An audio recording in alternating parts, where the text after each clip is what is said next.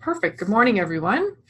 My name is Carrie Lee Auger. I am the Skills Development Manager here at Women's Enterprise Center, and I work out of our Kelowna head office. We also have offices in Vancouver, Victoria, and a satellite office in the Tri-Cities. And we provide services to women entrepreneurs across the entire province. So in my role as Skills Development Manager, I develop and deliver our training and mentoring programs to provide support to all women entrepreneurs across the province. So quickly today, a brief agenda. I'll just give you a little bit more of an update on the services we provide, introduce our panelists, and let you know who's going to be here to support you and provide some valuable information for us today.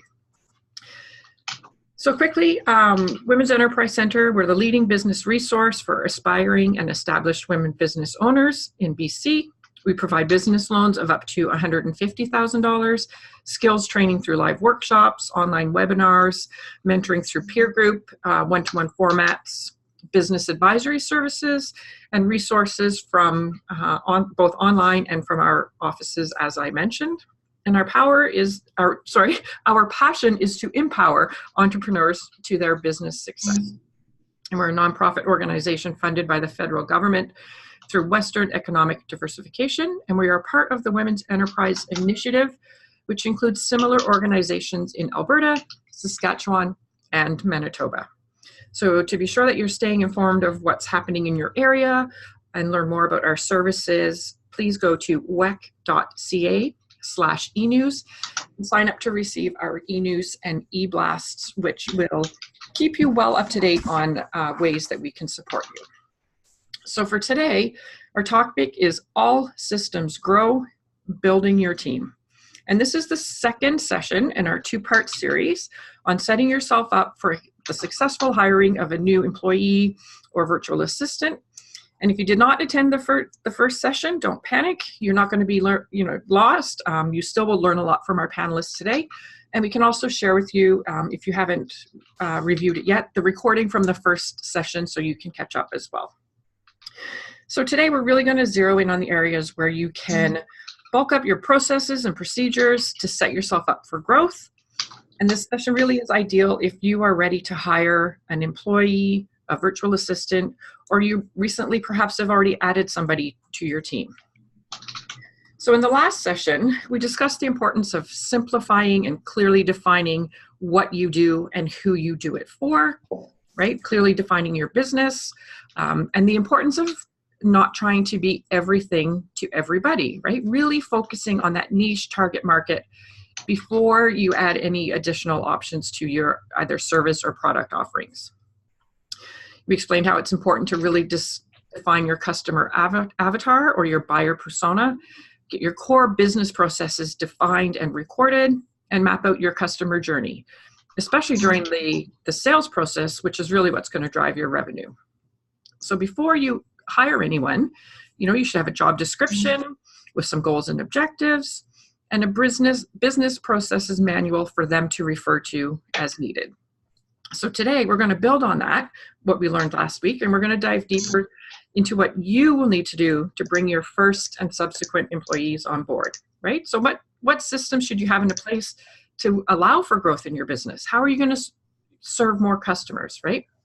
How can you leverage your systems, perhaps automate some processes, and leverage the people that you do have that's going to allow you to work on your business and not in your business all the time. And we'll try and understand why that's also important. We're going to give you some tips on how to clearly define the role of this new employee or assistant and how you can measure their performance. All of these steps are really important as you plan for a new hire, regardless if it's your first or possibly your 10th. So we want to make sure that when you have a new team member, they know what they are signing on for, what to expect for the position, what they need to do to be successful in their role.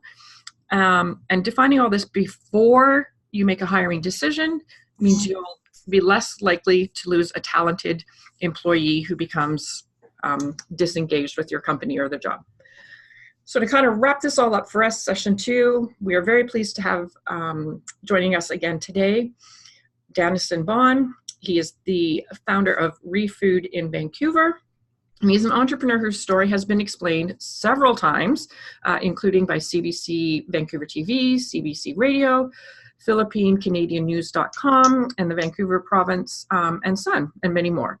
He makes sure that new entrepreneurs find cost-efficient ways to start ventures and reduce the risk of the startup. He walks new entrepreneurs through processes of starting a business, improves their strategies to help maximize their budget for the venture.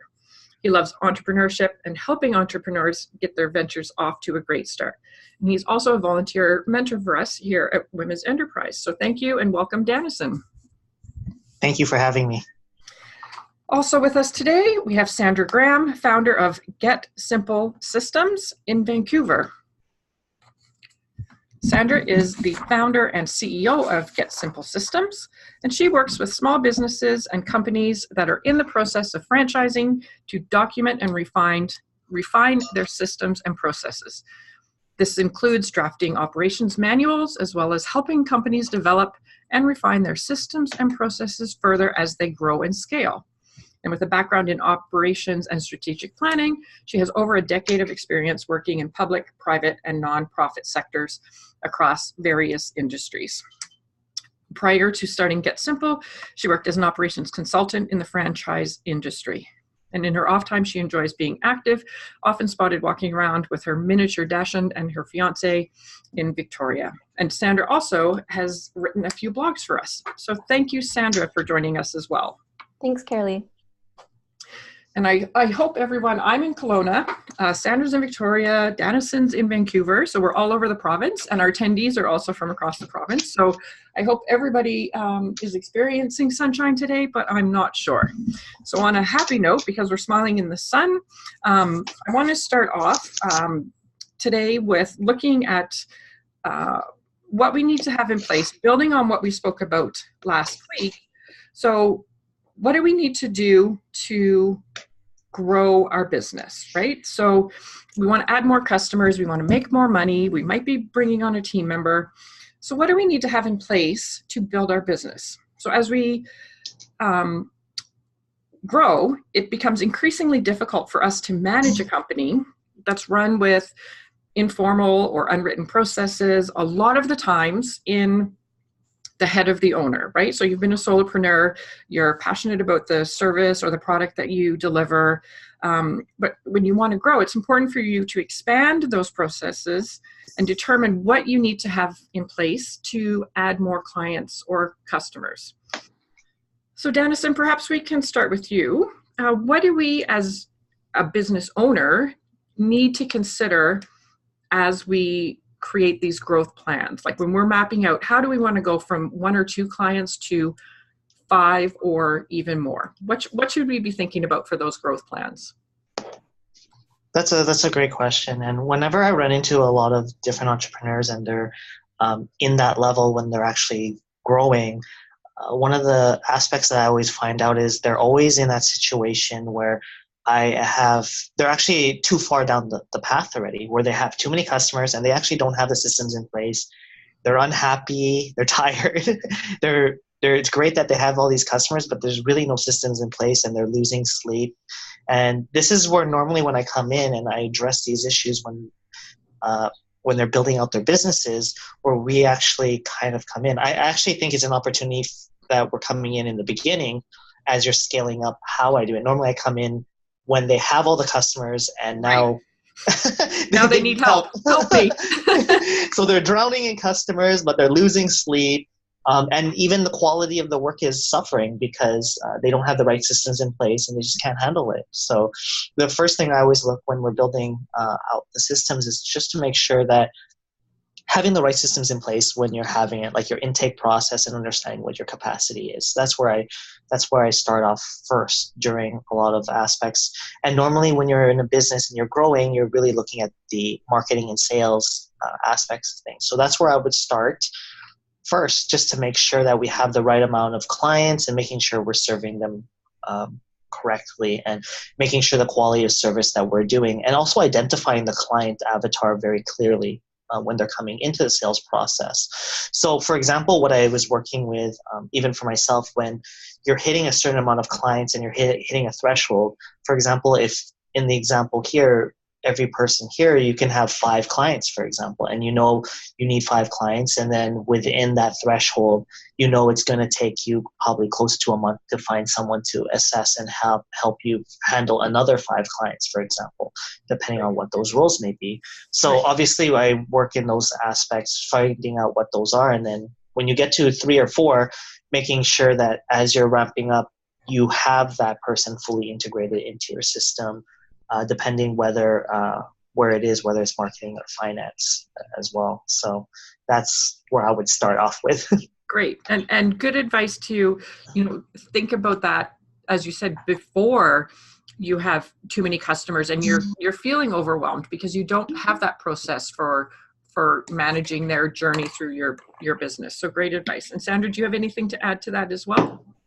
Yeah, I think in this phase, I'm making an assumption that you're still working in your business. So yes. You're what's described as the technician in the E-Myth. And in order to start growing, you're going to want to start looking at how do you transition yourself more to that manager role. So what do you need to start setting up and putting in place to allow you to be in that manager role and to have somebody come in and fill that technician seat for you? Right. Perfect. And then, as we're going through this, a lot of the times, and I've had this myself, experience that kind of fear of delegation or letting somebody else doing the work.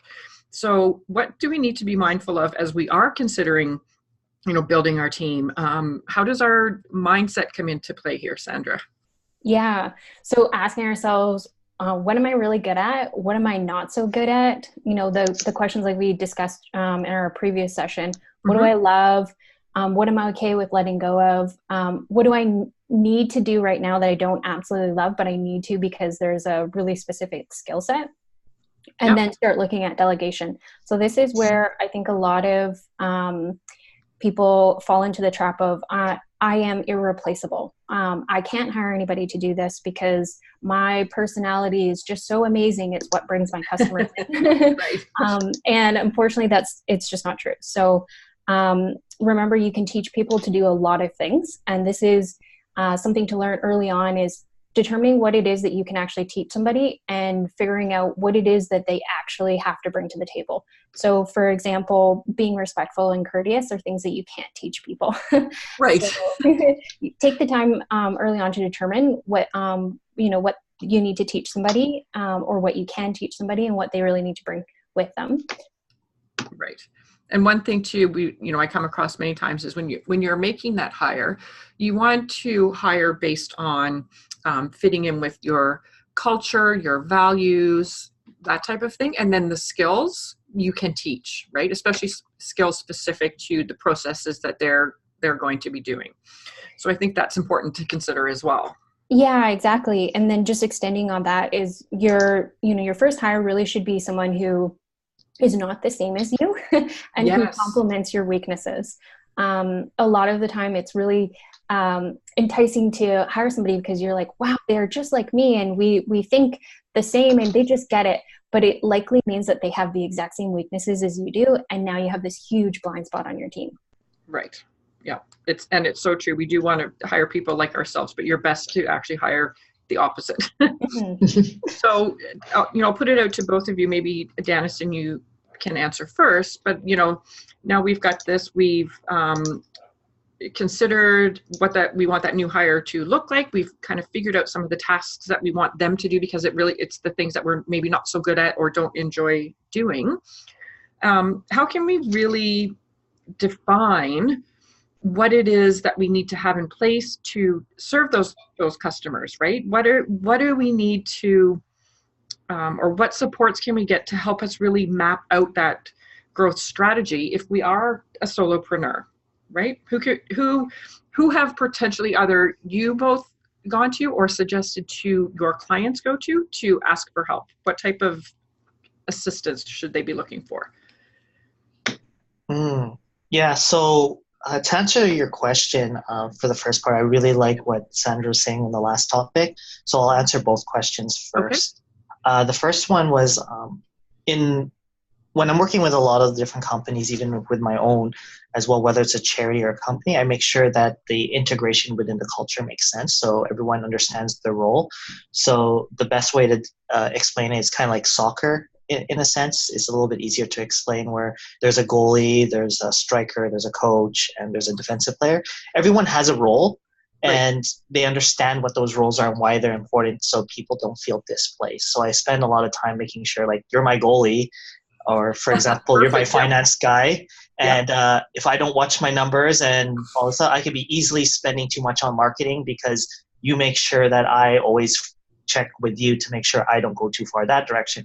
And then on the other end, if you don't have your strikers, which is like your salespeople or you doing the sales, you never get any customers, then you can have the finance person, but they're just sitting there and there's nothing happening nothing either. To count. That's right.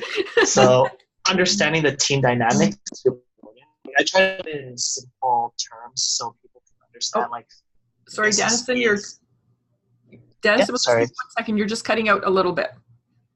Sure. Oh, that's much better. Go ahead. So I try to do it in simple terms to make it easier for people to understand that business. When you get out of being that solo player, now you're starting to figure out like who's handling the sales. So like who is that striker and who is the my offense and who's my goalie and who's my defense. And I always find my defense kind of like my customer service team. And then alluding back to your other question is where you get the support, kind of like that coach, is basically finding a mentor or a board of advisors afterwards as the easiest way for me to lay it out in a picture for people to understand, to help get you in that direction of who should I be putting in that as my goalie, what kind of person should I be looking to get me customers, if I should be developing those skills or should I find somebody else because I'm not probably a salesperson. So. Right. Okay. And we've heard about that, mentors can be a one-to-one relationship, which is great, which we offer here. And a board of advisors, as you mentioned in a previous call that we had, could be a broad skill set for you. So you do have, somebody that's got the finance background. You can have somebody with the marketing background. And sometimes just those people and being able to leverage both their knowledge and their network can give you some amazing support, but also some credibility for your business when you are doing some outreach to grow your business, get new clients. They might know the perfect person for you to hire for this new role that you just defined. So again, just going back to that, don't ever, you don't have to do this alone when you're building your business. Be sure to ask and reach out for help where you need it. As we mentioned in session number 1, like really take the time to do basically a SWOT analysis of yourself, right? What are your strengths? What are your weaknesses? What do you like, love, like, and hate to do, and map that out. Great. So anything to add to that, Sandra, about the, if we're feeling that overwhelm, what have you either done or recommended? Yeah, I think if you can afford it, hiring a business coach is a really great way to expedite the learning process. So they're going to bring their bags of tools and tricks and years of experience and help you really problem solve your business. Right. And come up with some solutions. Perfect. That's great. Thank you. So now, assuming we've got this growth plan, we have an idea of, what our growth wants to look like. Now it's time for us to kind of leverage our systems, automation, process, and people. And when doing some research, I found a great quote in a Forbes article. And it says, often business owners think about how to delegate responsibilities, improve their leadership skills, and gain financing to allow for growth. And while these are all important aspects to building a healthy business, one topic that can be overlooked is creating systems in order to achieve growth. So to your point, Denison, this article says, starting to think about operations from day one may be the best way to prepare your business for growth. So thinking about that, once we've got those systems and processes documented and in place, We also want to create efficiencies to avoid duplication of resources, including time and money. So, Denison, what are some of the functions that we can easily automate? And perhaps what are some of the tools that you either use or recommend to your clients? When I start off with that process with them to make it a little bit easier to automate, a lot of it starts off with the admin, and then I start looking at a lot of the heavier working aspects as well, like tools on the operation side. So I do use like different softwares as well for documentation processing, as well if in case they need to have those repeatable manuals as well. People kind of don't understand that. Why do I need to have a manual, whether I'm a hiring manual or a training manual, is because the process is very repeatable and it makes it a lot easier. So I do tools like Stepshot as well for my documentation process, as well if that is something that is interesting for them, if they really want to know how to do it. But more or less, I just try to figure out where their weaknesses are and then kind of build the systems in there. Sometimes they find that, and it happened to me so many times, they go like, oh, I'm having a hard time hiring. But then they find out that even though they're hiring people, they don't have the necessary right infrastructure or the right workplace for them to retain good talent that would be excited to work for you and align with your vision. So sometimes you have to readjust those. But as far as scaling and growing goes, having those procedures and policies in place and then testing them out. So what I like to do is do a lot of stress testing as well, and just do mini tests to see will the employee be able to handle it. So sometimes I do exercises with the actual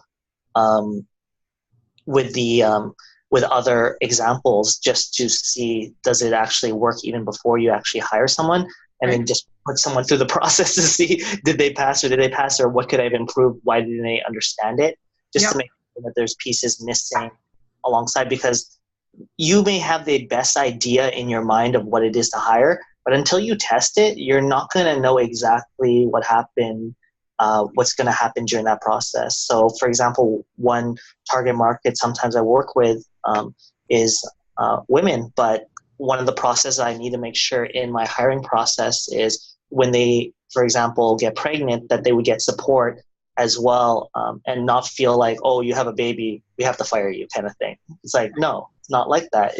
You need to make sure you understand those different aspects as well, to make sure you can help support that person, whether it's like, well, some of your work can be done at home, so how do I leverage that as well, just because you're going through your process right now, obviously, to make sure we take care of that. Okay, and then I just sent a link to Stepshot, which is new to me, so thank you for sharing that. Is this something that I want to call it fluid, like a living, breathing document, because I find too, sometimes you, as the entrepreneur that has always done this task, you think you've gotten everything down on paper, right? And then when you actually go to train somebody, you're like, oh, I actually missed a step in the middle there, or, right? Because when you actually sit down to do it, and you've just done it over and over, you forget maybe a step in there. So is Stepshot something that it stays online? Can you just give like a quick overview so that our audience? Stepshot is used for like kind of a tool that I use to make it a little bit easier for documentation. So for example, if you want to explain something to your team, because I work with a lot of virtual teams and I want to explain to them like, how do I do things? So it makes it easier to document like videos, screenshots, how-tos, and build out those manuals, like kind of like circling when you're trying to do a process, like going through emails, circling this part, step 1, do this, step 2, do that. So it's more of helping build out those policies and procedures more directive to your business. Okay, great. And Sandra, what would you add to that? Something, some of the tasks that you would consider first to kind of easily automate and then delegate off to someone else. Yeah, I think Denison made a couple of really good points. So, those repetitive tasks that need to be done but don't have a high return on them, like to figure out a way to automate those and streamline those as quickly as possible. Simple things like figuring out how to draft up your proposals.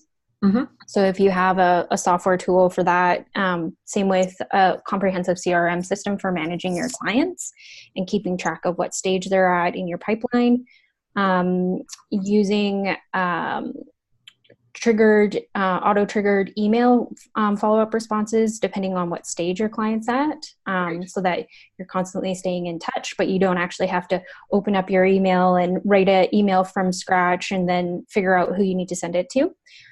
So being able to automate that, I think, is a really great idea. Good. And do you, I'll ask both of you this because I've come across this too.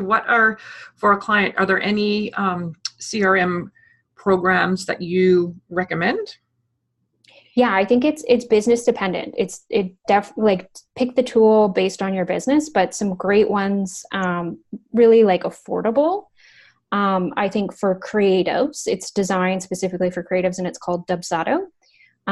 There's another one called Honeybooks. I've heard other people use, it's called Proposify. Denison, you can probably correct me on that one, but basically it just manages proposals. Okay.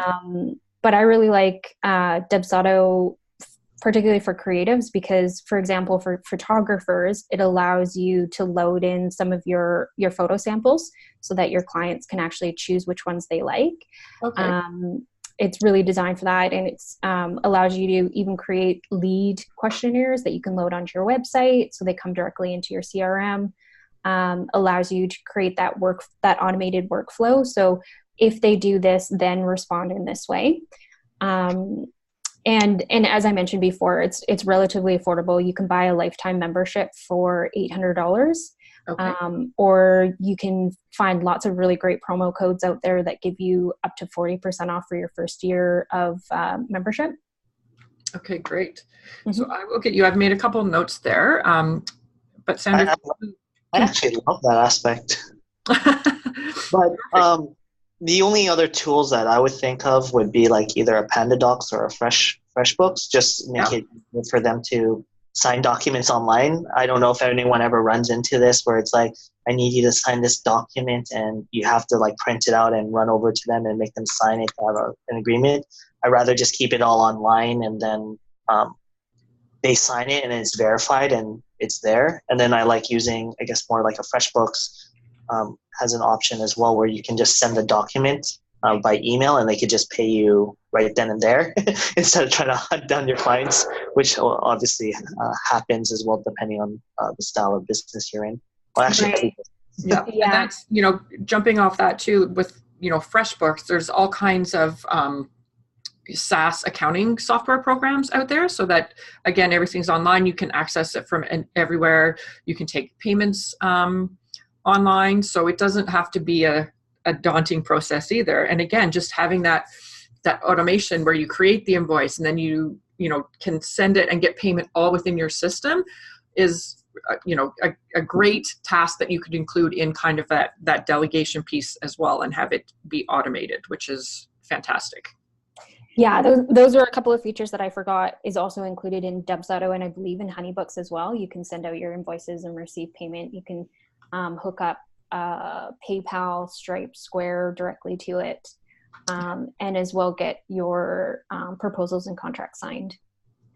Perfect. Okay, and I will grab those links from you as well, and we can share all these resources in our follow-up email. So don't panic, everyone, if you're not recognizing the names. We definitely will get those links and share them all for you as well. So we've put these, systems and process and things in place. How can we make sure that we are maintaining the quality of the service we're providing, control over those processes? So, both of you, maybe some recommendations on how I now, as the business owner, I've automated some of this stuff, I've delegated it. What should I be looking at, and how often should I be kind of checking on the work and the processes to make sure that everything still is running as best as we want it to. Maybe Sandra, I'll let you start. Yeah.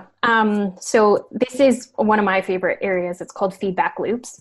And there's sometimes this misconception that once you've built your system, you're good. That's it. It's set in stone. And for the eternal span of your business, that's the way it's going to be. And it's just not, it's not true. So your business is going to grow and evolve. It's going to change. Really, the journey of being an entrepreneur is like building your plane while trying to fly it at the same time. Your systems are going to be the exact same way. So when you have feedback loops, basically what you're doing is just checking in with everybody. What's working, what's not working. Where did that drop off in the process? What was unclear? What was confusing? Or why isn't this working anymore? And then doing some root cause analysis as to like where that source of frustration is coming from. So there's going to be lots of times in your business you're going to feel really frustrated and just say to yourself, like, I thought I made it really clear. I don't understand why people aren't doing what it is that I thought I explained really clearly how to do. And it's really easy to point the finger at your employee and say it's their fault. It's something that they're doing. And the quicker you can learn to actually say those moments of frustration that I'm feeling are actually my responsibility as a business owner. And I haven't built the right, what some people call archetype structure to allow for the result that I'm looking for.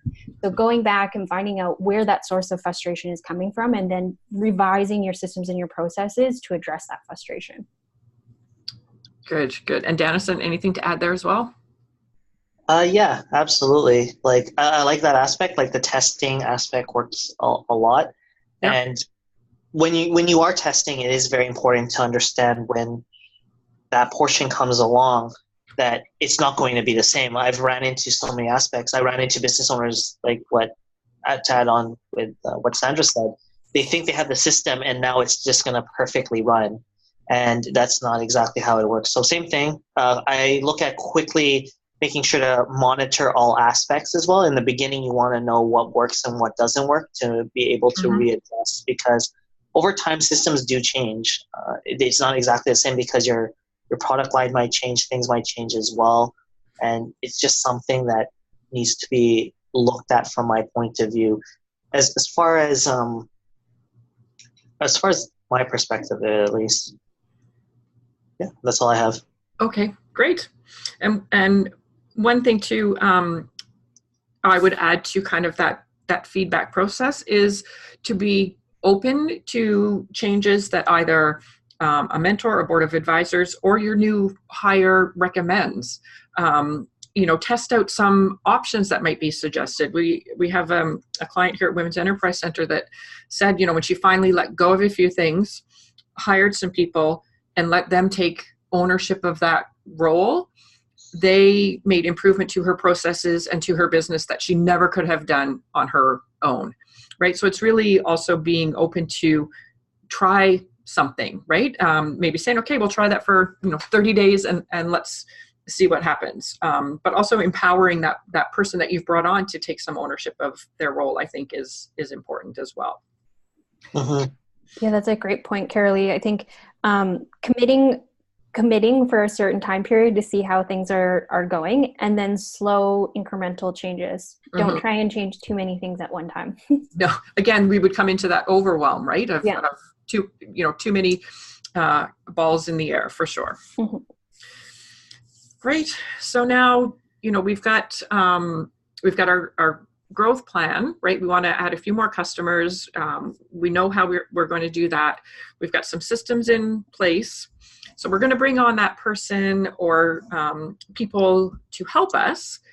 So we need to define the role that this person is going to fill within our company. And this is important for the person doing the role, the entrepreneur that's managing the business, and then potentially, the board of advisors or other people that this person is going to be working with.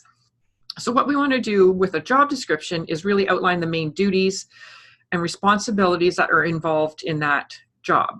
So to do that, you need to determine what do you need, right? So the better you understand the position that you're going to be hiring, the better you'll be able to evaluate the applications and choose the best candidate when you're doing your interviews.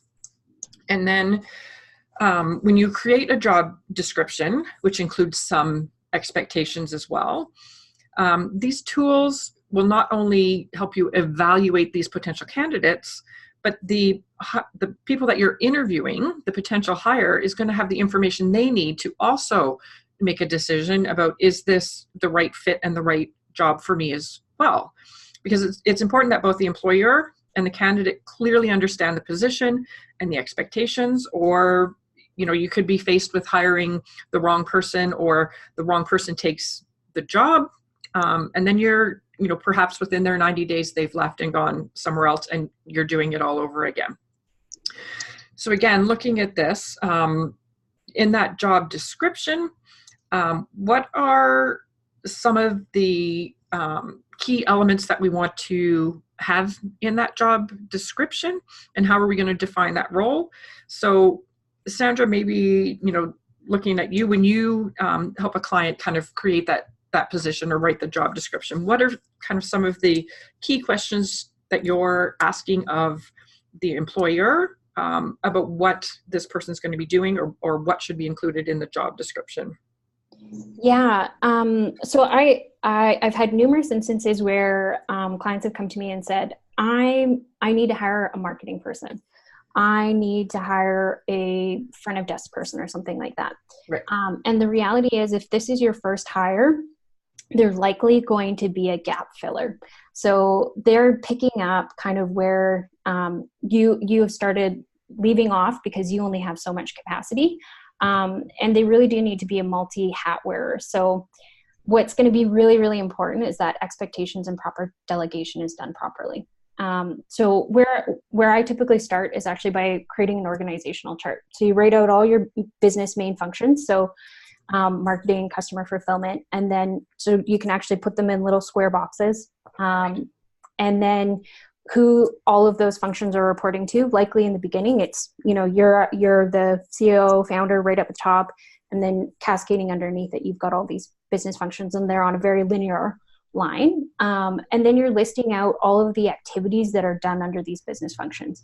And then you just go through and you decide, okay, start circling what it is that you're going to do, because those are your strengths, or the skills, or the areas that, still require a high level of skill. So you can't delegate at this time. So you have to continue to do it. And then everything else that's remaining is stuff I'm assuming that you're willing to delegate or give up to a potential new hire.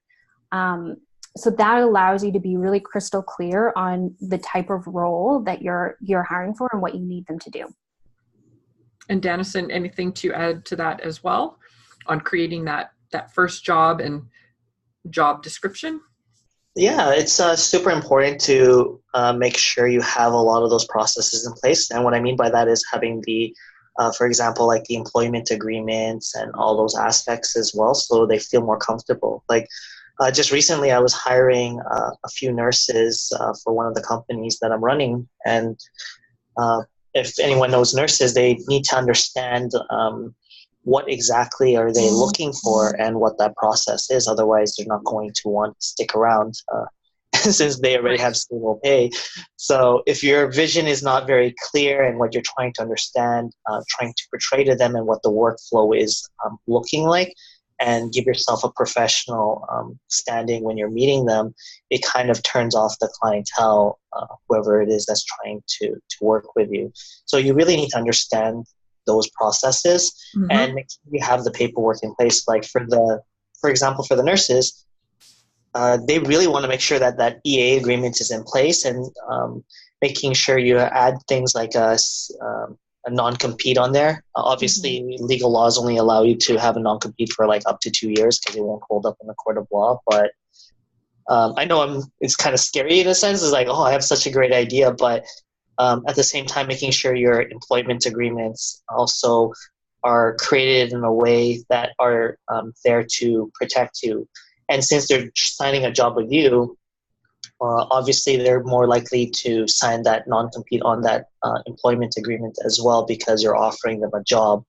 And if they were to take that job, they will be able to do that as well. I'm talking more about how to also secure those the protection as well a little bit while you're employing on the legal aspect of things as well to make sure that that part is taken care of. Because I think Sandy hit all the primary tasks, but now you got them, you're saying the contract, and you want to make sure everything is following like BC laws and making sure that all those regulations are kind of hit if you're hiring someone in BC, for example, or if you're hiring someone that is not local as well, to make sure those contracts are in place and those are in place, whether it's a VA or a part-timer or a full-timer in BC or in Canada.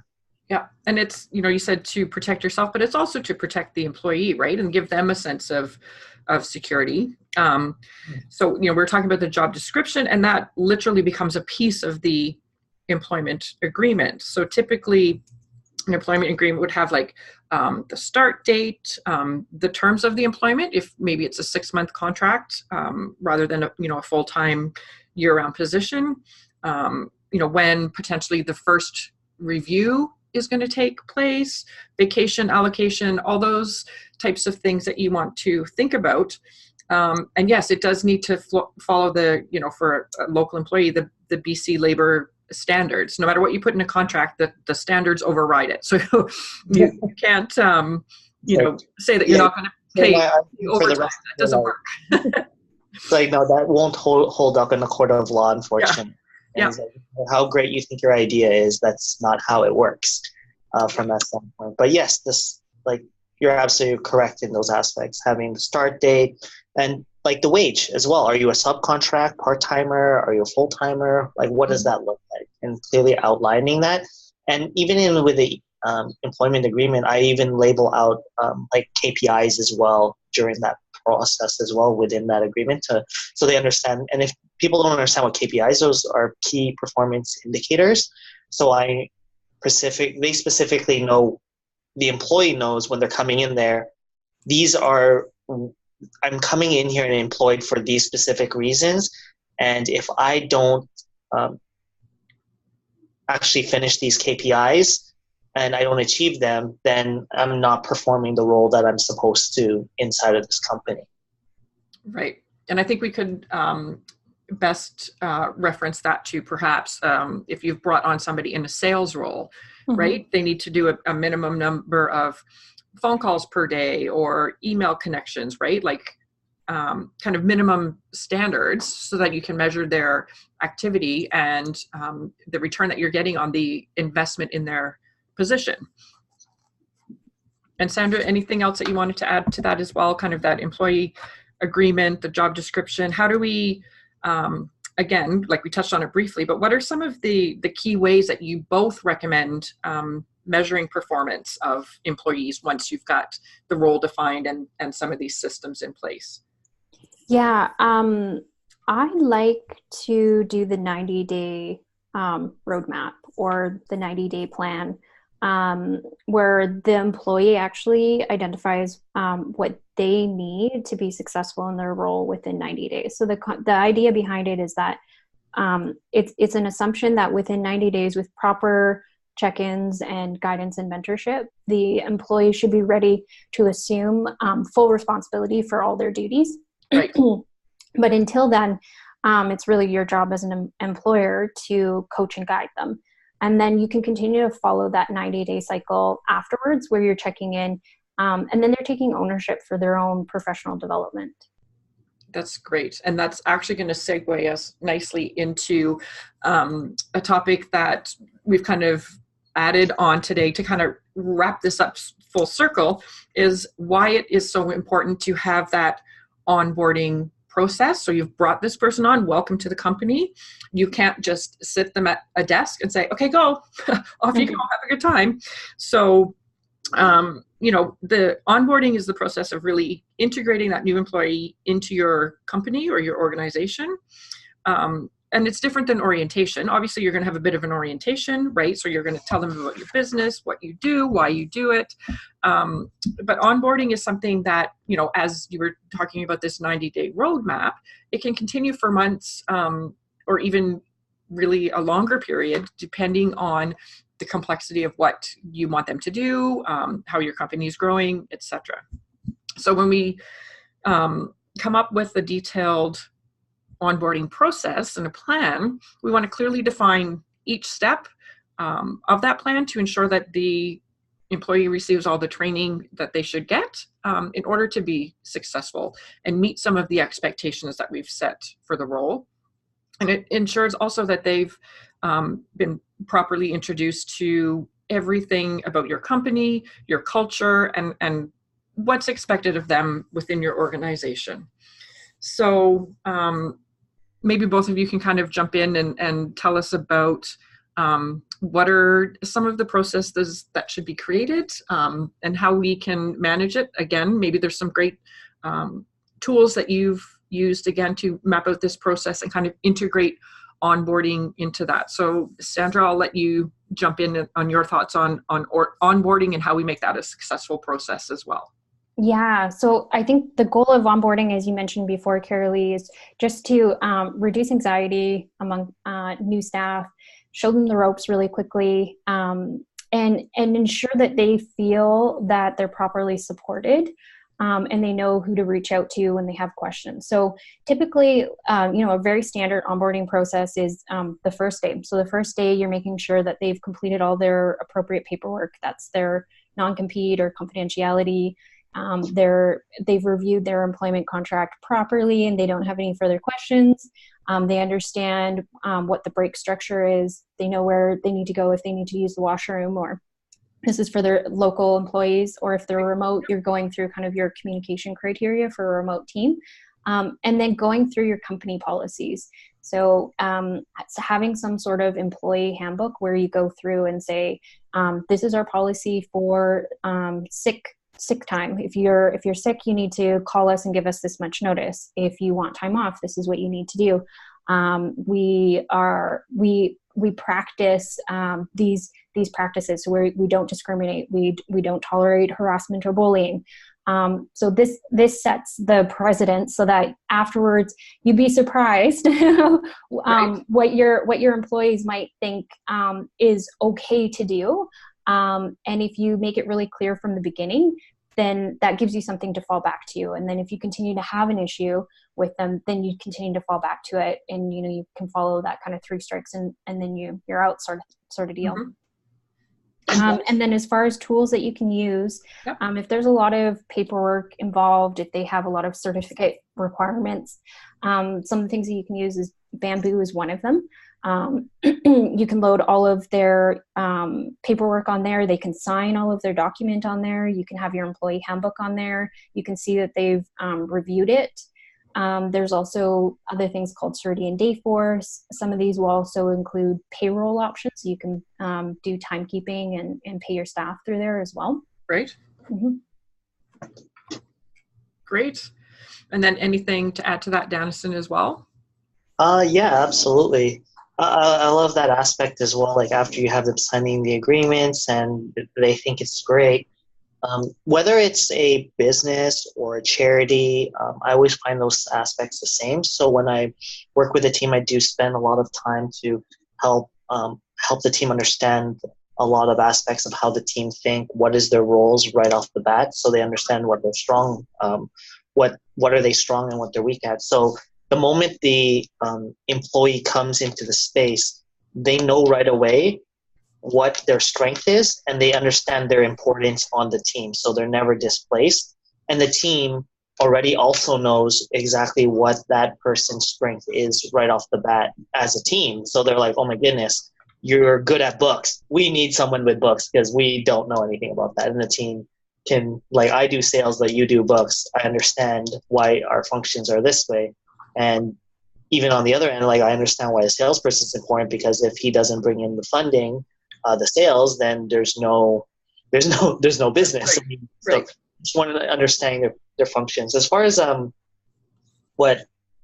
as making it as easy as possible, streamlined tools I use a lot are going to be, again, talking about using the Trello.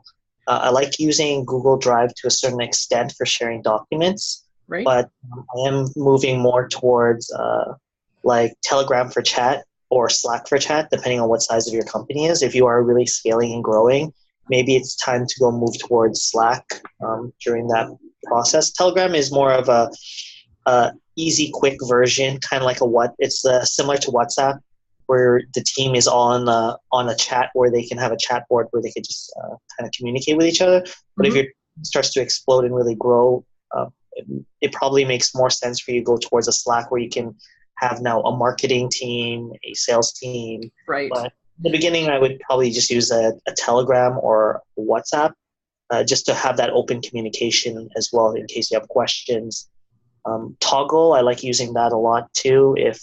I tell a lot of the teams, remote teams, if they're trying to monitor the amount of time that they're spending, to document it on Toggle. So those are some of the tools that I like working internally. And it doesn't matter if it's a business or a charity. I use the same systems, either or. So, right. Well, I like, Slack is one as an example that you can get quick answers, you can have quick conversations, and there's not this huge email thread with all these people copied and you're, waiting for everybody's answer. It definitely creates efficiencies when you just want to have a quick conversation about something and not fill up your email inbox as well. Exactly. Like, I love Slack in the sense where it makes it a little bit easier to categorize things for your chats. And for example, I like having Trello so people can see what those tasks are. So sometimes I use that combination more so, where I can see the task and everyone can see their task and who's if it's assigned to you, when to do it. And they have that open aspect. So, if there's a donations team and then there's a logistics team under the charity, for example, and then there's a another team on marketing, then you can categorize all those different aspects as well. And it also helps you when you're starting to scale, start separating those tasks, because when you're starting, you're doing everything. But then when you're starting to scale up, you need to start creating those different divisions of marketing, finance, and HR, customer service, operations, sales. Yeah. And now you really need to think, what skill set do I need to double down most on? And again, which ones don't make the most sense? But those are the tools that I'm currently using. And one of the recommendations I would always say is don't be afraid to test out different tools to see if they work or don't work for you. Right.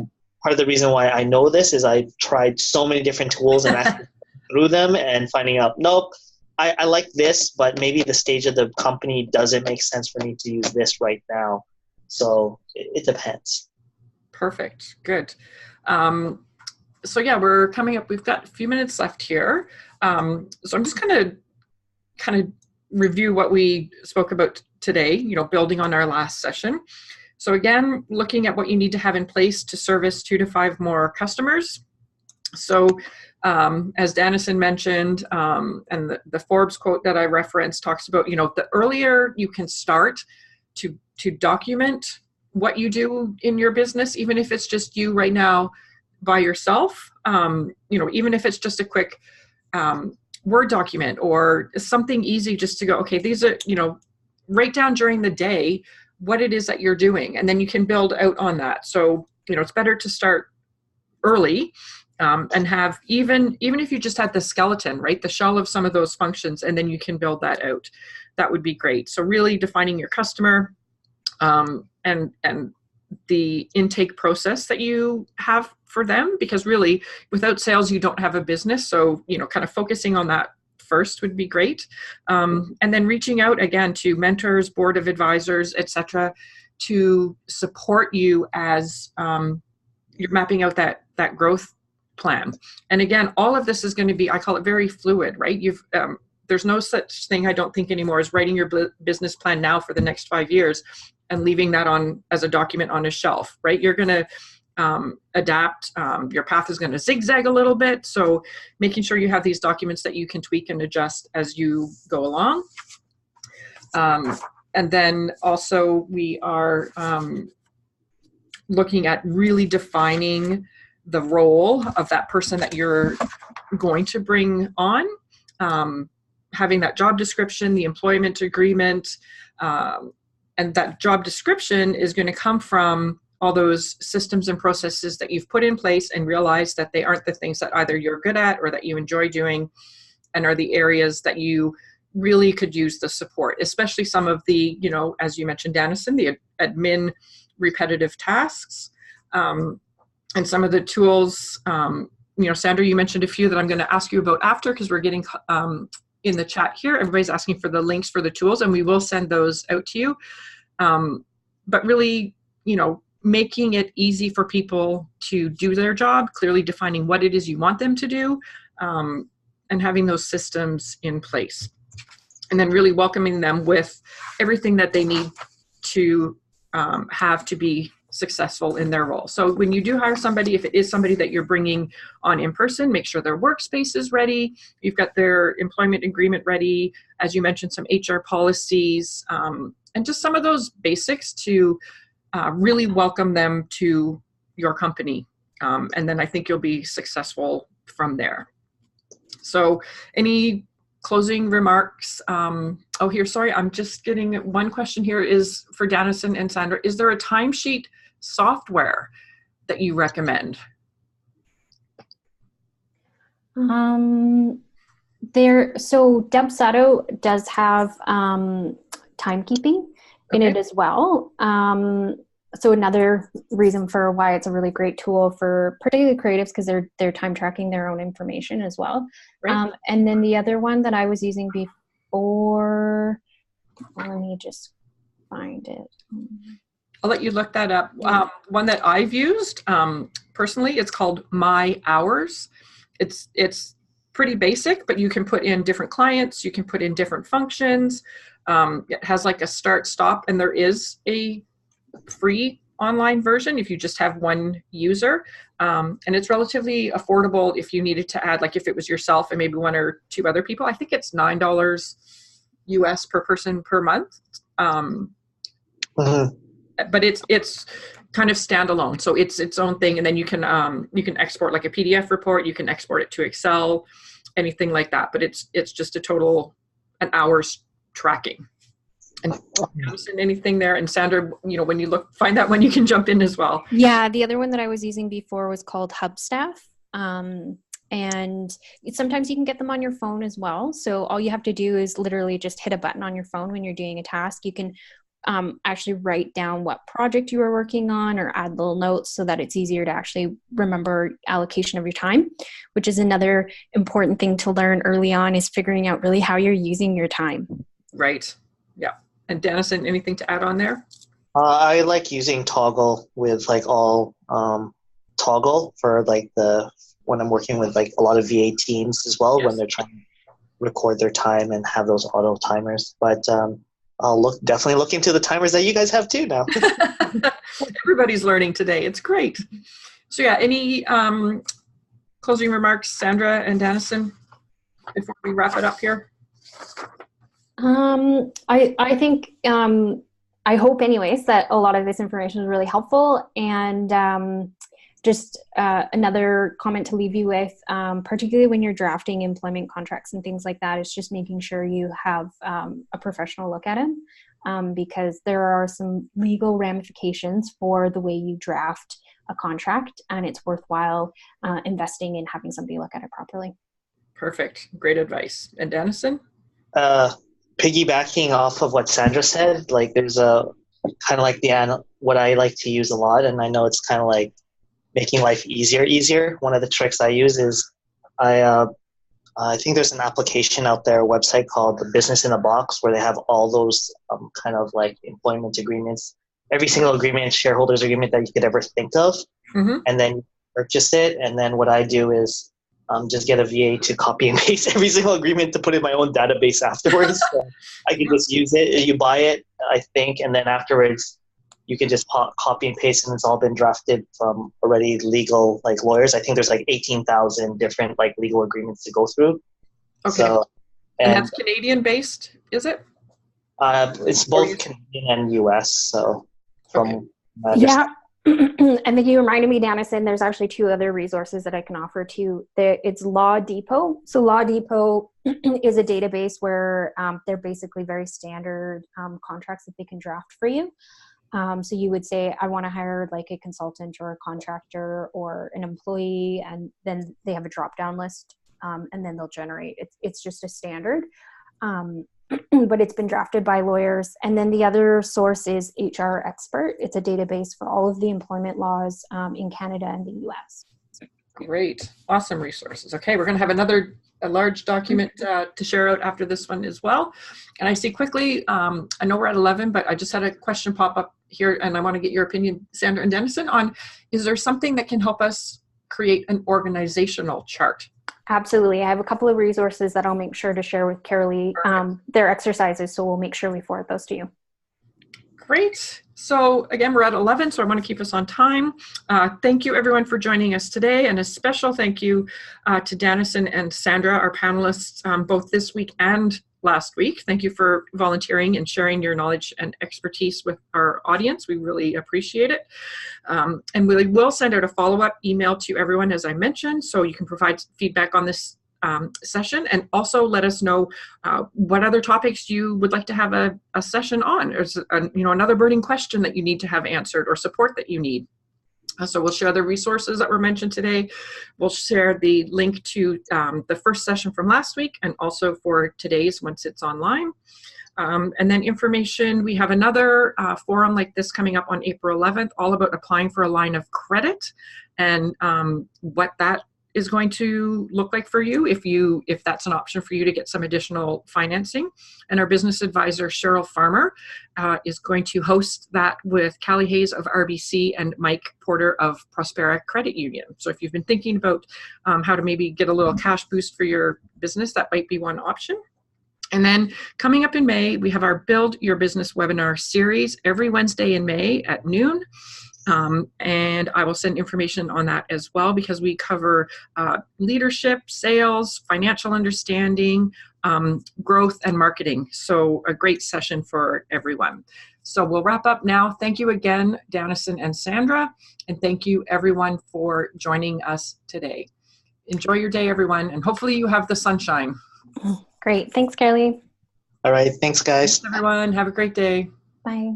Okay, bye.